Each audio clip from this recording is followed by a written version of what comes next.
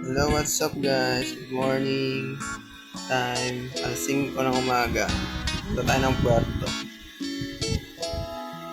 Galera.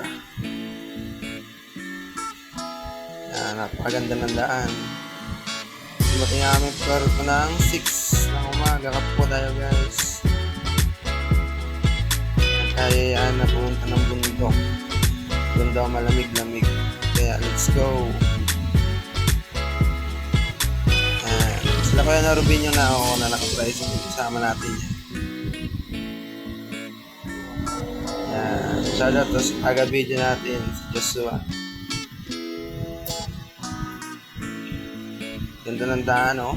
Grabe. Mga puno, mga tuyo na. Tuyo na mga dahon. Sobrang init kasi. Panahon. Pupunta daw kami sa taas ng bundok. Malapit sa windmill.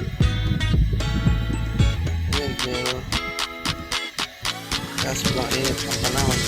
Yan ay check na namin ang oras is alas 10 yan ang umaga, 10 a.m. Sobrang init na, oh. Grabe. Yan. Malapit lang pala sa windmill. Diyan daw ang relax na puntahan nila eh. Sobrang init.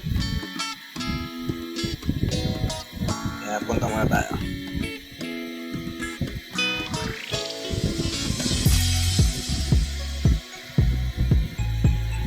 Tigil muna at bibili daw. Yan na guys. Nandito na kami sa bundok. Yan ang windmill.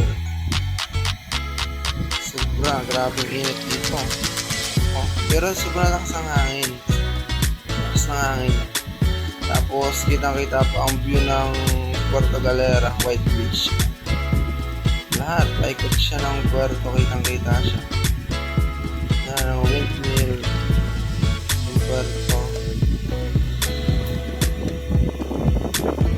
Isang hangin, oh. Presko. Grabe. Relax na relax. Stress free. Pasyal na kayo dito guys. Puerto Galera lang to.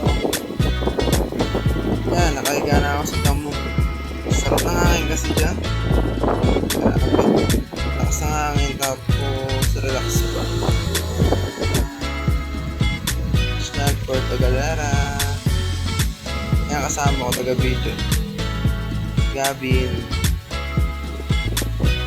Relax na relax, no? Kitang-kita ang buong Puerto.